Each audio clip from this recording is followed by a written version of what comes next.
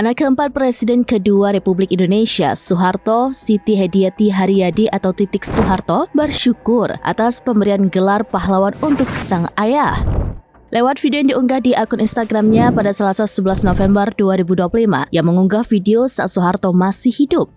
Video itu dilengkapi dengan suara Titik yang menceritakan perjalanan Soeharto memimpin negara hingga meraih gelar pahlawan nasional. Ia menyebut tidak mudah menjadi seorang pemimpin di negara besar seperti Indonesia.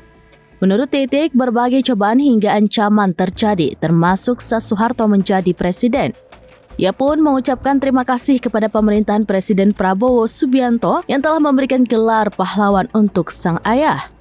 Titik menyebut banyak pihak menantikan sejak lama gelar pahlawan untuk Soeharto, namun terganjal dinamika politik. Ia pun berharap jasa dan pengorbanan Soeharto bisa menjadi teladan bagi kemajuan Indonesia.